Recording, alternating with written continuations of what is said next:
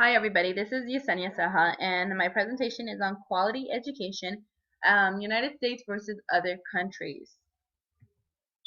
How do we improve our education system in the United States? Well, the two reasons that I wanted to focus on was quality over quantity and quality teachers. Quality over quantity. We needed to make changes in our standards, and as you guys know, California has adopted the Common Core standards, which is new to many of us. Mile wide and inch deep, basically meaning that right now how the current system was in California, we were teaching too much information, but we wouldn't go in depth and explain things more. We didn't spend that much time just because of the time frame and everything we had to teach, and that needed to change. We need to be able to teach less and not teach less, but not have to cover so many topics where we can get more in depth. And then I put we need to focus on more current concepts.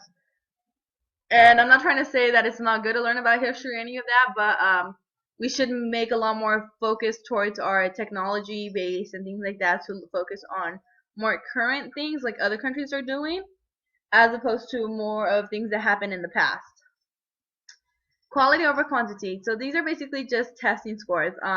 Under the United States portion of it, you will see right here, the PISA, the United States received in science 502 points. In math, the U.S. Only received in math 487 points. In reading, the U.S. received 500 points.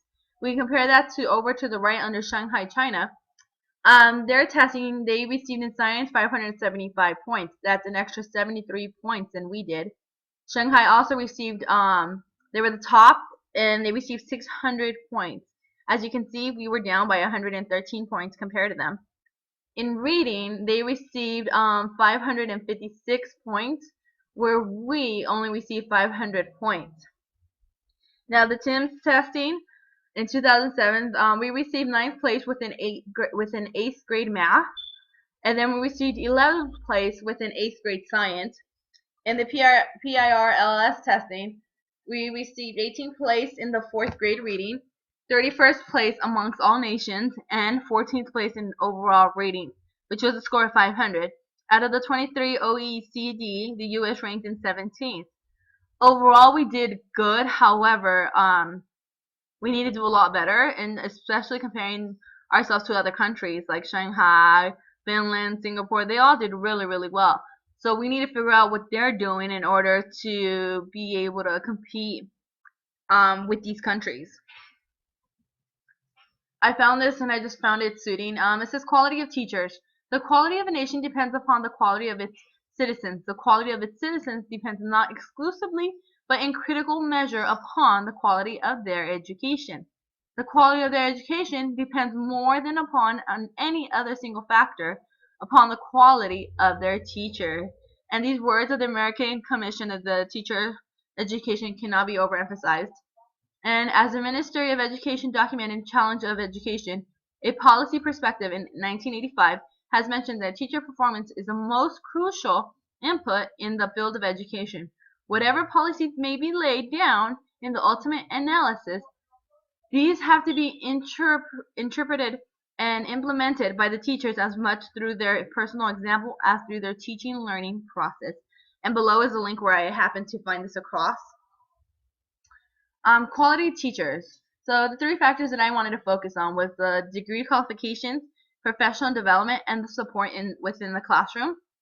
For the degree qualifications, in the United States, we need our bachelor's degree, our teaching credential, a CBEST, a CSET, and the RICA, all are tests that we need to take in order to be credentialed. Other countries, Finland requires a master's degree. Singapore requires a master's degree as well.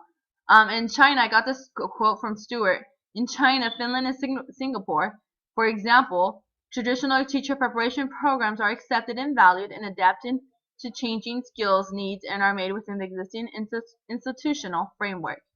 England allows for alternative routes, however, they still need to compete with the traditional providers. Professional development. The United States in the United States, we have basically these drive-by conferences where we have conferences for a few hours. Or there's 1 to 2 day conferences / workshops. And new teachers get a 2-year probation under BIPSA. And basically, in my opinion, this is considered busy work. It should have been where, and I believe these were the intentions, where we were able to have somewhat of a master teacher come and observe us and critique us in order to help the new teachers out. However, now there's so many hoops that we have to run through and do in order to complete the assignments that we really don't get a lot of observation.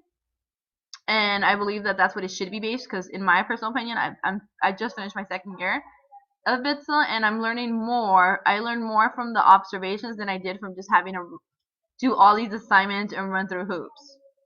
But anyways, in other countries, their professional development, Japan teachers get together to review lesson plans.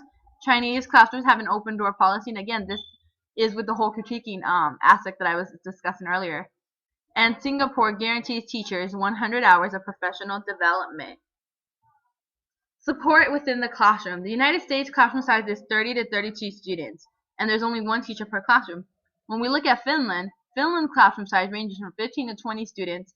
There's up to 3 teachers in each classroom. 1 or 2 teachers teach, and the other teacher is pulling students who are struggling.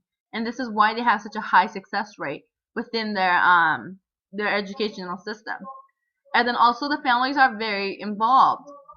Students know from an early age that they are going to go to college. Parents push and push and push. Teachers push and push and push. But also, their education, college is free to them. So there is no excuse for them not to go. It's just like us. We have elementary, junior high, high school free to us. We go. When it's now college where people can't afford to go, that's where the issues come in. And these were just the references that I used before textbooks from the classroom. Thank you for listening.